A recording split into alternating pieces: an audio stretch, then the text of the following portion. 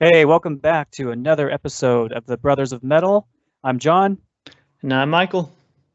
and today we're really excited to talk about one of our favorite bands, that being Evergrey, and we're going to be ranking our, ranking the Evergrey catalog, uh, just in order from our least favorite to most favorite.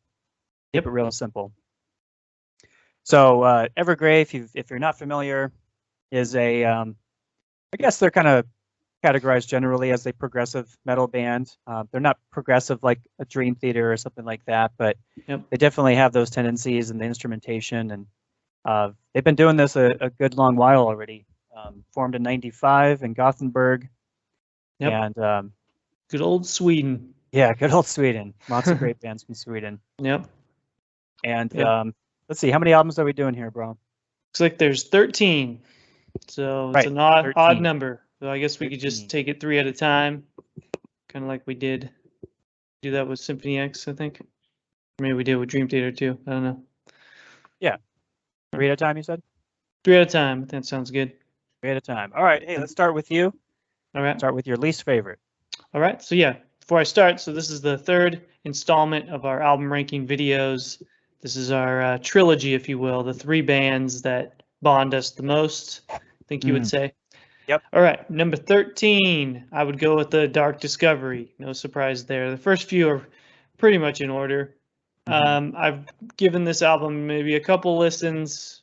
I mean, it's not bad. It feels like a debut. Production's not great. The sound's not great.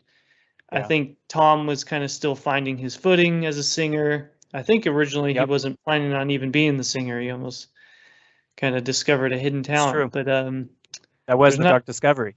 Yeah, that's what it's all about. Yeah. Yeah, there's not too many standout moments. I do like Every Tear That Falls, but I was looking through the tracks and there's just not too many great moments in there. Yeah. All right, moving on to number 12. We'll go with Solitude, Dominance, Tragedy. Okay. Definitely say this album is quite a bit better than the debut. There's a few songs I really like. I love Solitude Within, Nosferatu, and Words Mean Nothing. I think those are 3 very good songs. Definitely. But once again, there's still too many forgettable moments. I think the band was still searching for an identity at this point, and they hadn't found their perfect lineup either. Okay. And number 11, I'm going to go with, this might surprise you, I'm going to go with In Search of Truth. Now, I really liked this album when I was, an early Evergrey fan. I was really drawn to this album. It's probably one of their more progressive albums. I like the story. I like the concept of it. It is a concept record. The album even contains a couple fan favorites in Master Plan, Rulers of the Mind. They do those songs quite a bit on tour. I'd say it's a very good album. I think this is the first album with Ricard on keyboards, if I'm not mistaken. That is correct. And the first record with Henrik. Right. Henrik's debut, yeah. I was thinking, and I think Jonas also it was also the debut of pulling up the discography here. I don't think they had 3 albums in 3 years. They were messing around 4 years. No, 3 years. They were not messing around. It's also the debut of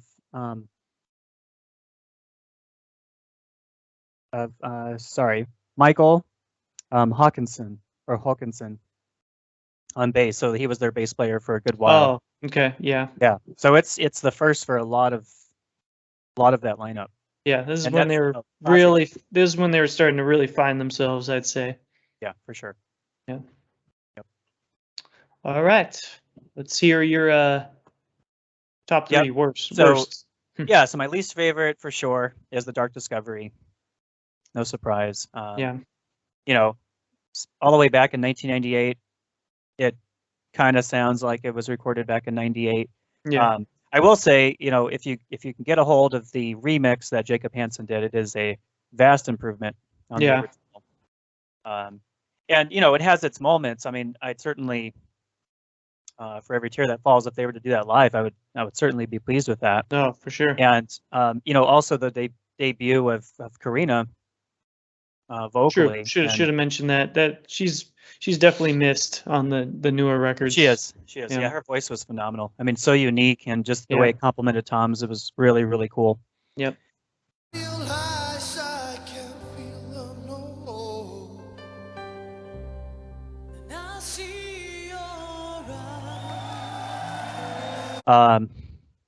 Next for me is gonna be this one here, Torn. Oh man, I didn't know you'd have it that low. I don't care for this record. No, we don't care for soda. You don't care for soda? No, we don't like soda at all. Yeah, 2008. This is, whatever led to the lineup change that we would see on Glorious Collision, whatever that was. I don't know. I have a feeling that just the inner workings of the band just were not at their best during this time. I think the songwriting is just a little weak, and it's just I don't know. It's aside from Broken Wings and These Scars. Yeah, those just are not an album I go some to. great songs though. They are great, but they can't. It doesn't work its way up higher on my list for that reason. Okay. So, Okay. next for me is going to be their second record, Solitude, Dominance, Tragedy. Okay. This is the Jacob Hansen remaster. Again, highly recommend. No, not just I'm remaster. Really remix. surprised you would still put that Yes. higher than Torn. Yeah. This record rules. I mean, Solitude Within is awesome. Nosferatu is great. Shocking Truth. She Speaks to the Dead. Words Mean Nothing is incredible. I think we got to see them do that live. Is that part of the trilogy of the? It is. Whatever it's called. Yeah. Trilogy of the Damned. Yeah. Trilogy of the Damned. Yeah. Yep. Yeah. I really love this record, and it just sounds even better with Jacob's work on it. Yeah. And I wish he would have had the time to go back and remix the next record, In Search of Truth, but I'll take just a remaster, for the others. That's better than nothing. So maybe someday. All right, what you got? I'm sure he's busy. Yeah. All right, number 10. I know we're gonna have a big disparity here. I'm going with The Inner Circle, and I know for a lot of fans, this is a fan favorite for sure. And a lot of the bands that are heavily influenced by Evergrey, they usually cite this album as a major influence.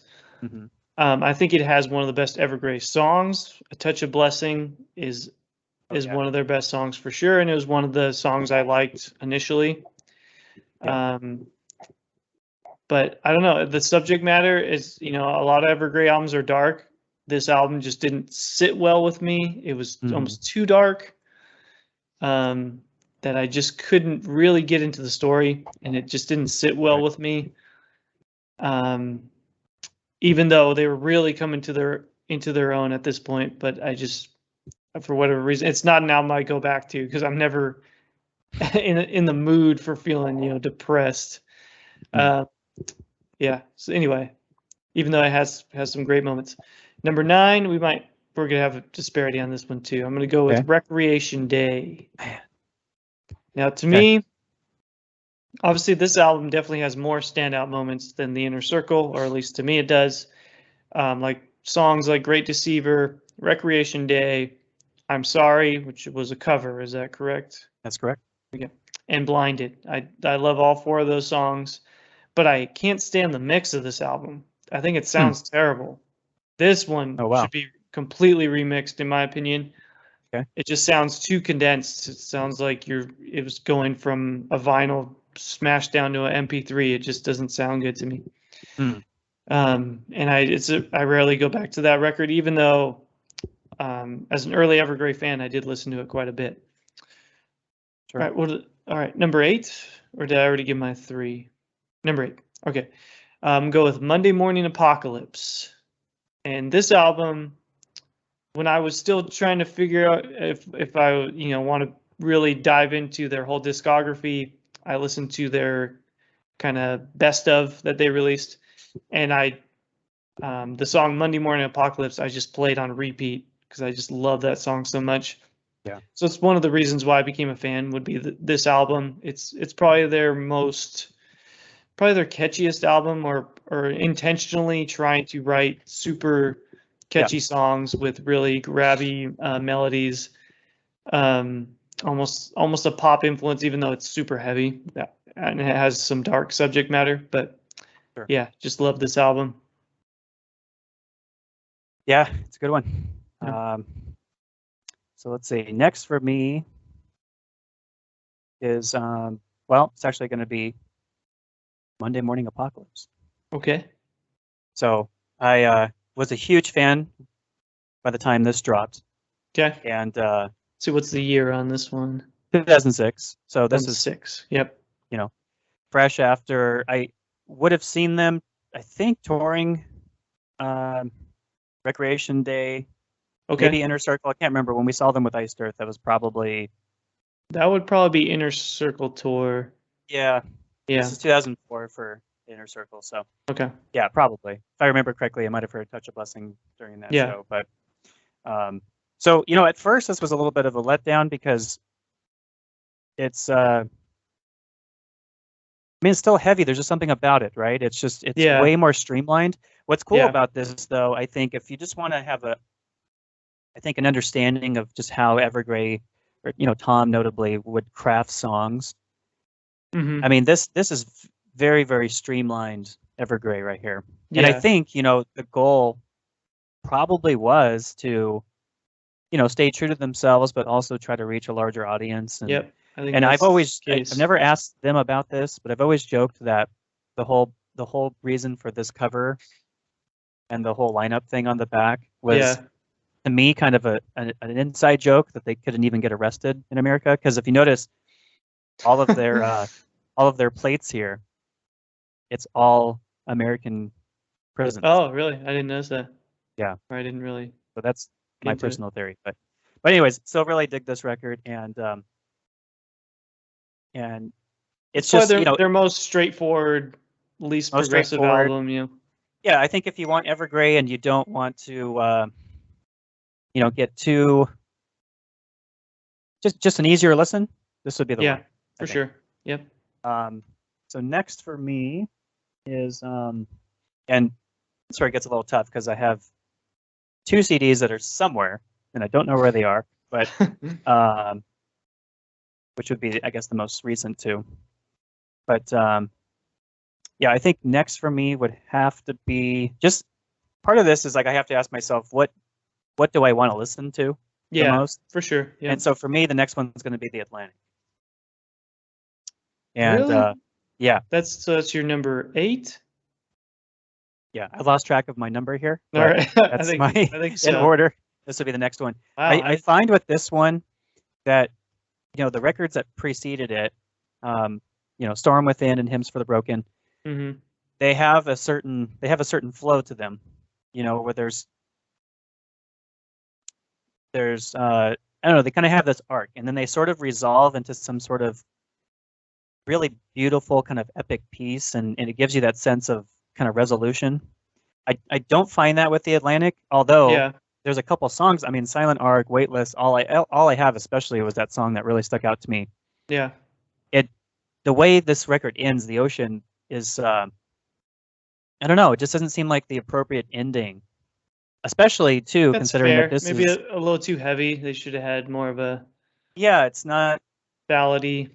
right. It's especially when you consider that this is the third part of sort of like Tom's personal trilogy of everything he was going through, and this is the first record that doesn't feature Karina England. Yeah.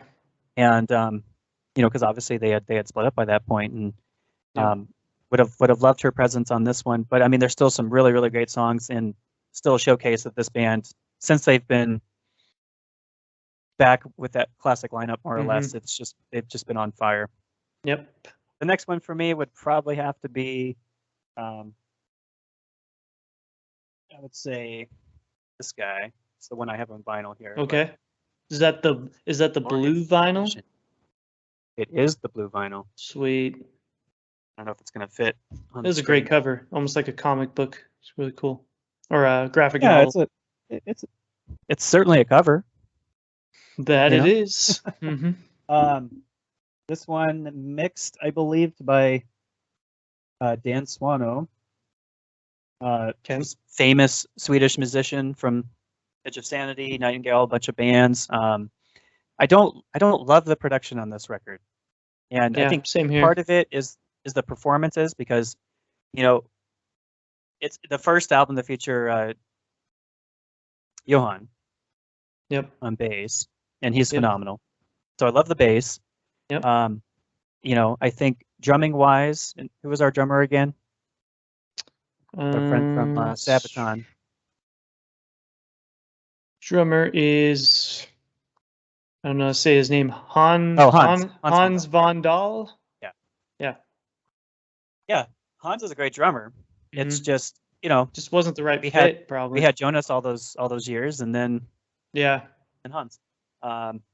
And it's just the way it's mixed, it's the way it's mastered. It's just a lot of it. It kind of has a strange sort of hollow sound to it. But I don't know, like if they were in the wrong studio, it just doesn't sound very good. I don't. We were trying to put our finger on it, but it's like but songwriting wise, something's off. There's just some amazing songs, and since I had kind of fallen out of sort of lost track of Evergrey with Torn.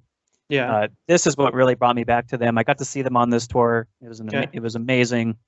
They were really, I think, trying to rise up again from taking some years off from the States, and that show was like empty, but it was just amazing. It was almost like my personal, Evergrey concert. It was it was just for you. But still a record I go back to often. And same here. The Jacob Hansen remaster helps, definitely. So all right, kicking it over to you. All right, my number 7. Now you had this as your number 12, I think. I'm gonna go with Torn. Now I just think this album is unfairly criticized, and I just think it's super underrated. I don't know. I don't know if fans criticize it or the band themselves weren't proud of it.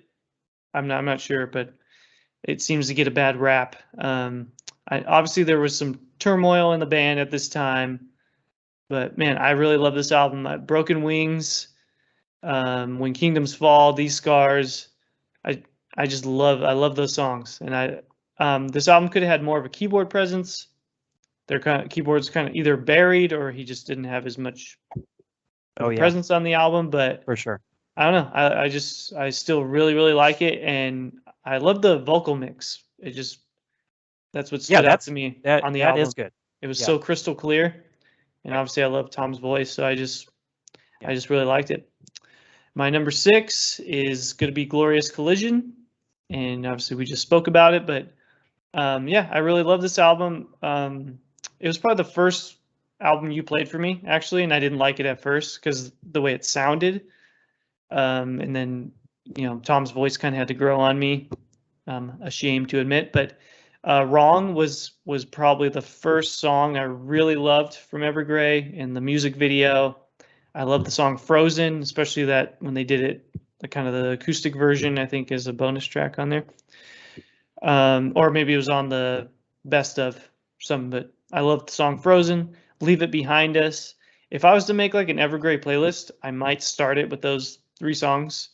If I was trying to introduce someone to Evergrey, I think I would start with those. Can I say one more thing about it too? Torn, I think, is void of any ballads, if I'm not mistaken. Torn is? Yeah, I think it is. And what I love about Glorious Collision is you have a couple, or you have more than a couple songs that don't stay ballady for long, but what are the ballady ones? The Phantom Letters, you would probably put in that category. Phantom Letters, and The Distance, of course. I do love that with especially the version with Karina. It's amazing. Yeah, that's cool too. And then Wrong, it's kind of more of a mid-tempo kind of. Yeah, that could have been like should have been the song that maybe put them more on the map, especially in the United States. Super catchy, radio-friendly song. Right. Yeah. All right, so do my number 5. I'm going to go with Escape of the Phoenix. Okay.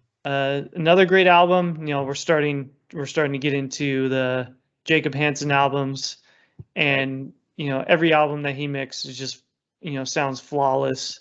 Yeah. Which is a big boost, even if you could argue that some of the earlier albums have better songs overall. These albums just sound so much better, so it's hard for me to put They do. any of them ahead. Yep. So yeah, I love the song "Where August Mourn." That's might be my favorite Evergrey music video. I played that a ton, and I just love that song. James LaBrie is one of our favorite singers from Dream Theater, appears on it, and that's another great song. Yep. Yeah, it's just, this is almost a perfect album. It's just kind of a matter of preference from this point forward, or what I'm feeling on a particular day. But yeah, great album. Cool. Right, throwing it over to you. And so next for me is going to be actually the latest one. Okay. A Heartless Portrait, the Orpheum. To be fair, I don't think you've given this one enough listens yet, but no, that's true. That's true. Yeah. That's where it stands currently. Okay. It's definitely a record that I want to explore a bit more, and I haven't given up on or anything like that. It hasn't didn't grab me immediately the way Escape of the Phoenix did. Okay. Or The Atlantic, or Storm Within. So, but I know there's some great stuff on there. I think, Wildfires is kind of that moment I wait to get to. It's incredible. I kind of want to understand this record more. It seems like it's a concept record. I have no idea what it's about, but I want to know more. I don't think they ever said it was, but no, the videos are cool though. Yeah. Oh, there's three of the songs are a part of a concept, but not the whole record. So Save Us, but the Orpheum Blindfolded, and the Orpheum Testament. It's got to be. Was it the Orpheum, or was it Midwinter Calls? If it's not sure. If the Orpheum Testament's not part of it, then I think it was Midwinter Calls. Okay. Yeah. Huh. Well, anyway. Anyway. Yes, definitely a record that deserves more listens and more of my attention, but we shall get there. Next for me is going to be Escape of the Phoenix. Okay. And again, really, it just comes down to I really like that album a lot. The ones I have to share after this, I just would gravitate towards more. I think are a little bit more classic. But I know you mentioned the James LaBrie song, "The Beholder." Not my favorite on this record. I really, when it comes on, I don't know. And it's nothing to do with James' voice at all. Yeah. Obviously, he's still my favorite singer. Just not my favorite song. But you just feel his voice, or the song doesn't really fit his voice maybe a little bit? I don't think it's needed. I think it would have been, but I just thought it was so cool when you see two of your favorite singers kind of collaborating. It's just yeah. There's a way to do it. Like I find, I know you may not agree, or maybe you haven't listened to it enough, but that Tom collab with Evergrey, or excuse me, with Demon Hunter that they did on Exile that just came out. I mean, it's like, did you just write this song for Tom? Because it's clearly, and the same thing I feel for Tom did a song with Oceans of Slumber, and it was like, that works. That works. It seems like him. Well, it's kind of hard because the Evergrey style just wouldn't ever fit James LaBrie's voice per se, or we're so used to a certain sound with his voice. And you know what? And I don't love. I actually pull up the name of the song. I don't love it. We'll get to it. I don't love In Orbit. In Floriansen's amazing. See, I do. I love that song. I don't know. To me, it's just a little. That should have been a It's a little big hit too. Yeah, but anyway, moving on. Escape of Phoenix, and then next for me, before you do your final four, it's going to be In Search of Truth. And this record, love this record. This record has such a vibe. I mean, here's what's cool about this record. And same goes for Inner Circle, where it's a concept record. This would be their first concept album. It's pretty clear what's going on. That know, one is the most clear for sure. Yeah. yeah, the most clear. But the other thing is, and I love what Tom did with this, is that, you know, you don't have to relate to have been abducted by aliens. Yeah.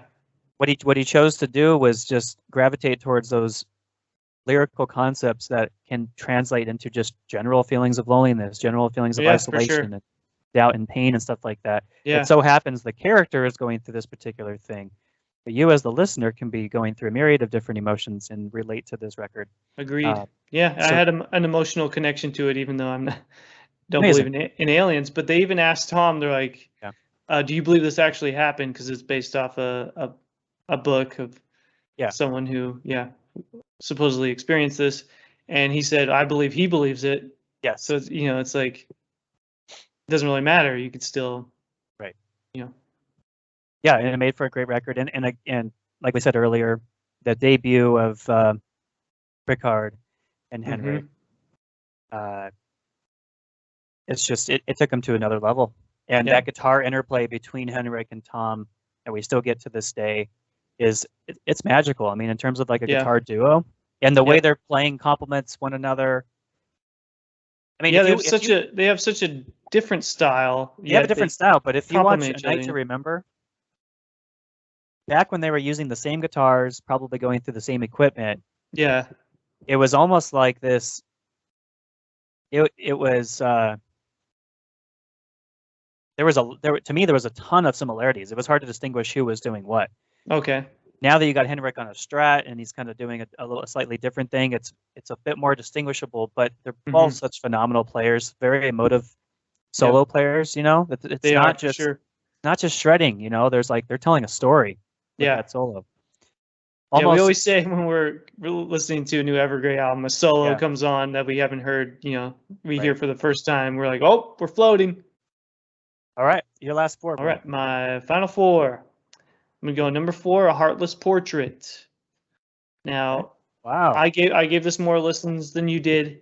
Clearly, I think this album unfortunately, it came out, very shortly after their previous album. It was only a little over a year, so I think the album unfortunately kind of flew under the radar for fans. I wasn't expecting it. They said, "Oh, we got a big announcement next week," and I was like, "No way, it's a new album already." And sure enough, it was. These guys just do not mess around.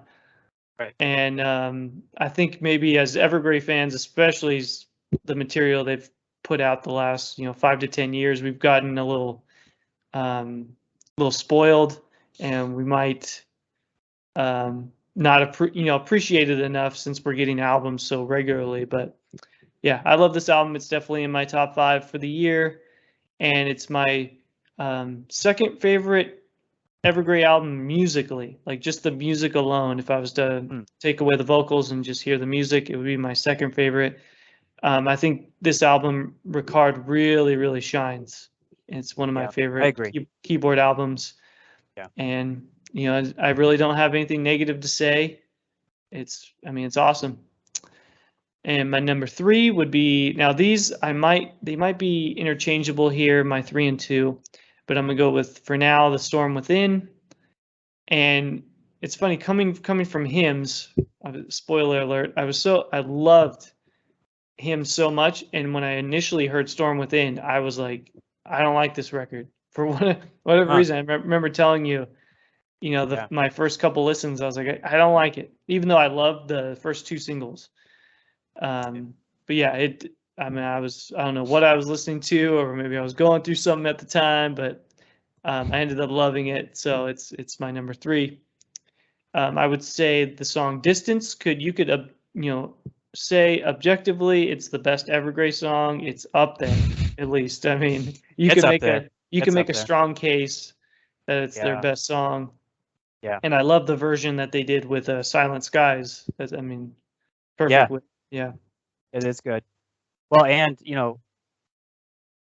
as far as ballads go, Paradox. It's like a ballad and not a ballad is Distance. Oh yeah, Paradox of the Flame. Yeah, I was gonna say that. That one might be. It could be the best ballad. I'll say more about that in a moment. But very true. Yeah, but I loved you say you didn't like it. In Orbit, I love that song. I think I don't dislike the song. I just yeah. I don't thought know. her voice really fit with Tom's, but then we also get Karina with Paradox of the Flame. So We sure do. This album kind of had the best of both worlds. I mean, Yeah. If you're pick two singers that I want on an Evergrey album, be those two. And then the second single was Passing Through, and man, that's up there amongst their most catchiest songs.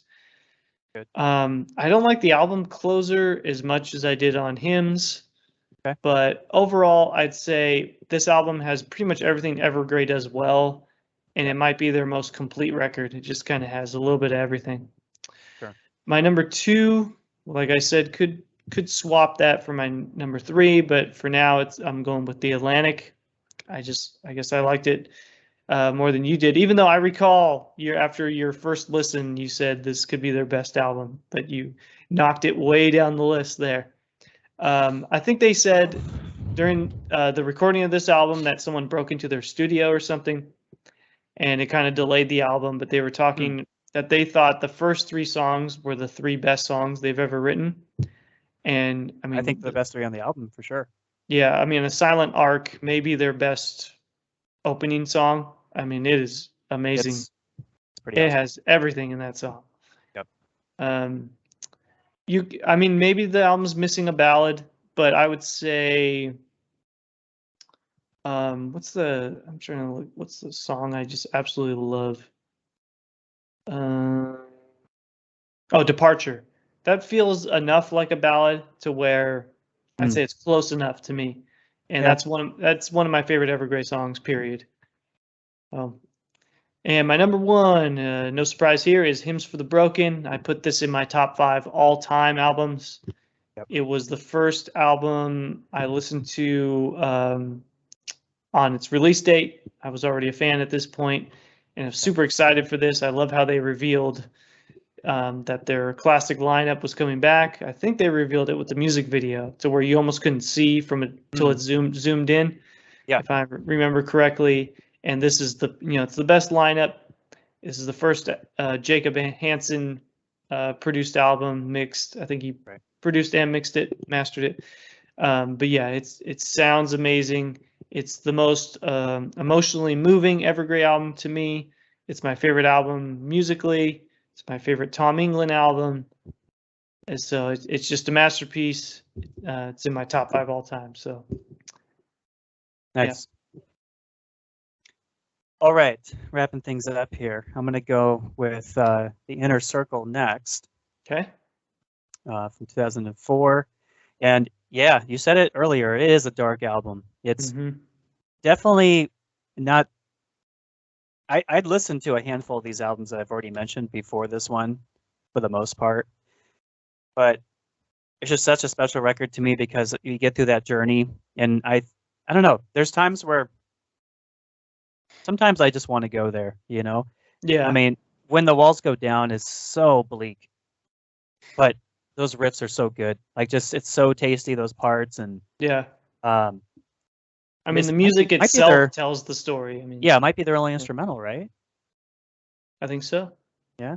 But there's also some great balladry on here, and Karina's parts are amazing. And yeah, it's I think as far as this lineup, it's like where they reach their peak. And what I like to do though on this version is get through When the Walls Go Down, because it's just you feel, and he says it in here in the liner notes, like how you're gonna feel when you finish the album. Yeah. But there's 3 bonus little acoustic tracks there at the end, and I let those play because it's just like, okay, I need to get out of this hole. Yeah. Next for That's me. That's the first album with Jonas, right? It is. It is. He was the drum tech before this. That's right. I think he's quite a bit younger than them. But yeah, maybe a bit. I'm mistaken. Yeah. Yeah, he's awesome. Oh, he's the best. Next for me is going to be The Storm Within, and I don't have it to show because it's fully signed somewhere in a curio cabinet. But we got to meet the band after a show, and they're super cool guys. They were happy to sign all our stuff, and we got a couple albums completely signed. So huge fan of that record. And what I wanted to say, aside from what you've already mentioned, there's something about the paradox of the flame, particularly when you watch it with the music video, which is just expertly shot. It's amazing. Oh yeah, it is.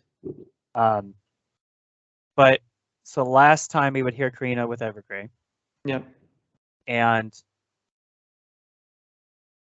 it's crazy, you know. It's like I can't relate to it having been married, but we certainly had our moments, our rocky moments. Mm-hmm. And you just got two people that have just come to this realization that it's over, and it's the way they perform that, the way they communicate to each other in that, and it's just man, it's poignant and bittersweet as anything they've ever done.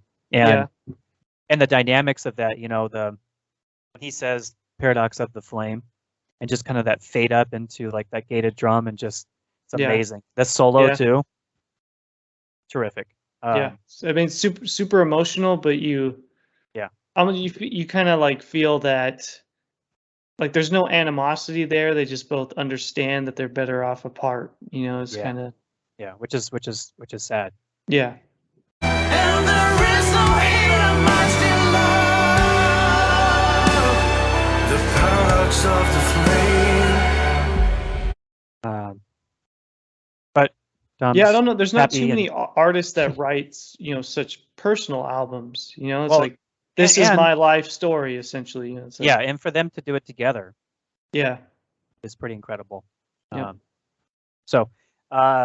And I love the way that record ends too. It's just, to me, it's just a very, very nice ending of that record. Mm-hmm. So next for me is going to be Recreation Day, and just a really personal record for me because this is the first album that I really got into by the band. I absolutely adore the title track. Yeah, I think that's probably your favorite. That's the one you wanted to cover, right? I do. Yeah. Just so many great moments, and just, you know, like on The Great Deceiver, that whole that whole midsection where they're just chugging on that kind of like very syncopated riff, and it's almost like a Morse code kind of riff.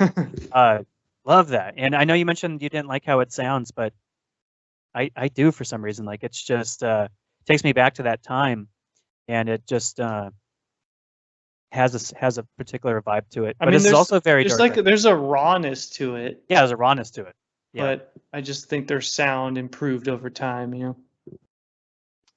Well, yeah, for sure. I'm not sure the songwriting did necessarily. It's evolved. It's different.